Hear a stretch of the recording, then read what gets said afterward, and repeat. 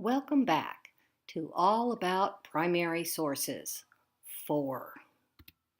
Determining the origin of the document. In a website of primary sources, it is important to determine where the author got the documents. The best sites clearly state the source of the original material. Different factors need to be considered based on the format of the document and type of site. You have scanned images of a document. The image of scanned documents usually illustrates what the original document looked like.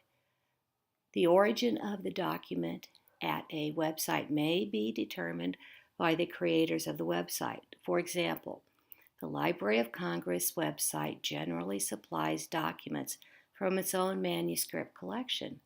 But providing in-house documents is not always possible.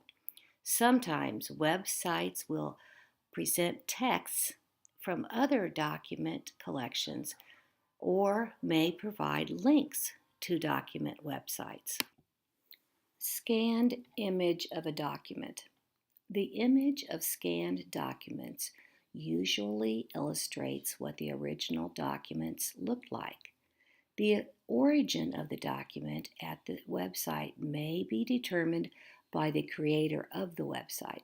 For example, the Library of Congress website generally supplies documents from its own manuscript collections, but providing in-house documents is not always possible.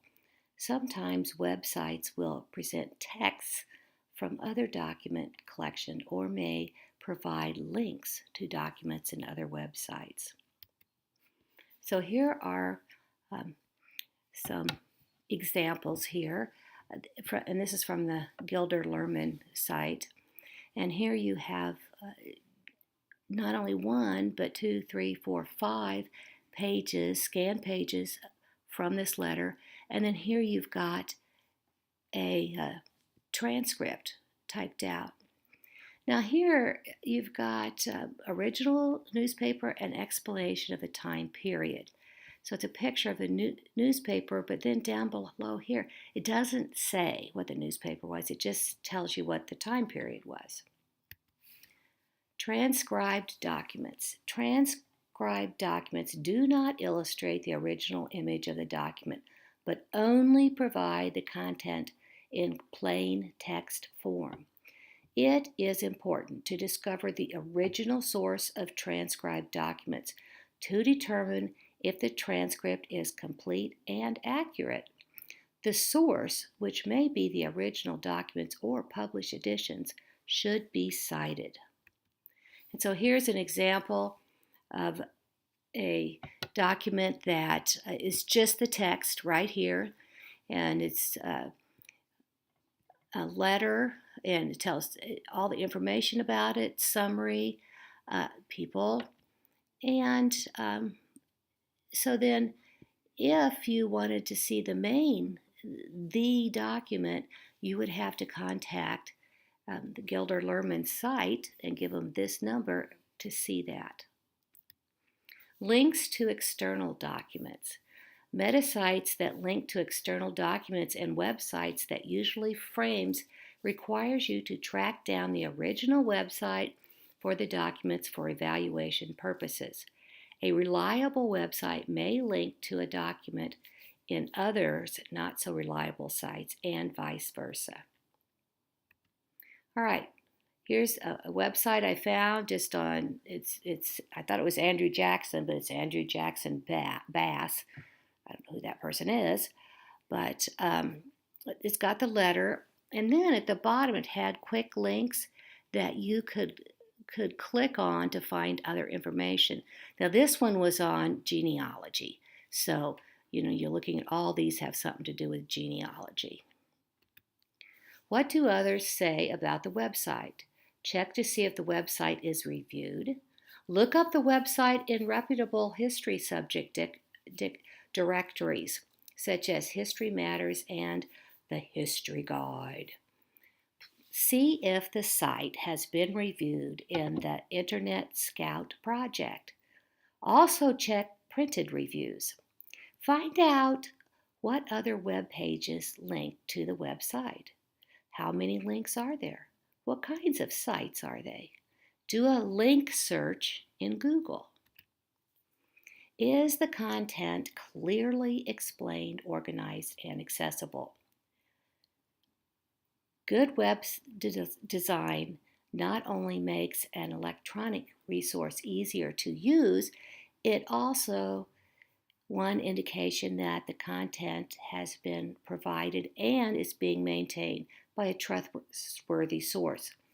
Although standards of what constitutes a good web design vary widely, and clarity, simplicity, and easy understandable navigational cues are some of the obvious signs.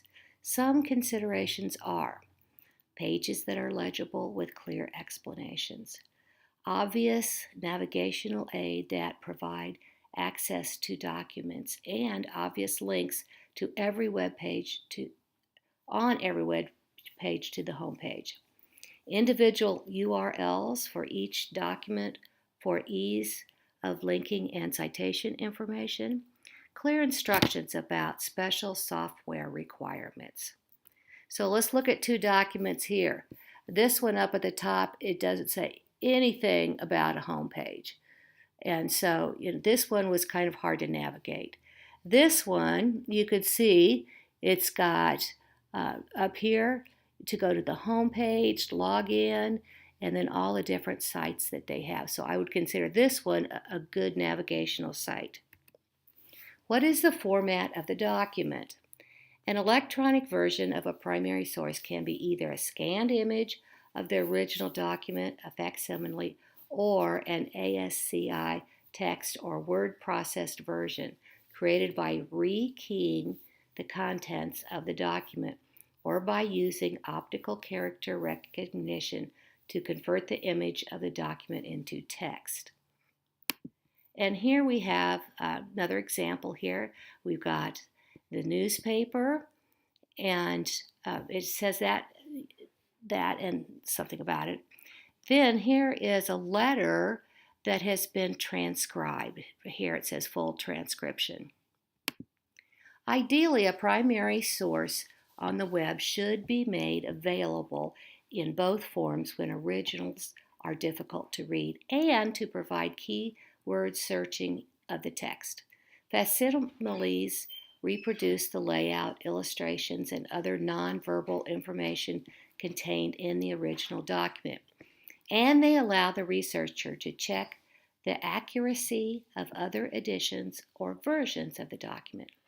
ASCII text versions can be searched, quoted from easily by copying into word processing software, and they provide a backup for illegible portions of the facsimile. And so here we have a facsimile copied and then the transcript. Is there a fee for use? Fee-based sites must be weighed against their value. It is possible that the same content or similar content is available through another electronic source free of charge. Public, school, and academic libraries may offer free access to fee-based electronic collections of primary resources. Citing websites. It's important to provide complete information about your primary source, whether found in a printed source or online. The basic elements to include in a citation for the published print source are author of the document, title of the document, title of the book if different from the document, name of editor or author of the book, place of publication, publisher, year, and page number. The basic elements to include in a citation for an online source are author of the document, title of the document, title of the website, author or producer of the website, URL, date if given, and date accessed. Various style formats such as Chicago, MLA, and APA put these elements in different order using different conventions. And here's an example of this, and they actually give how to write that website, how to write the citation at the bottom. The following websites for further information and examples. So these websites here you can log on to for information about how to cite a resource. And again, the 5 key questions: what, who, when, where, and why. And secondary sources: history textbooks, biographies, published stories, movies of historical events, art, and music recordings.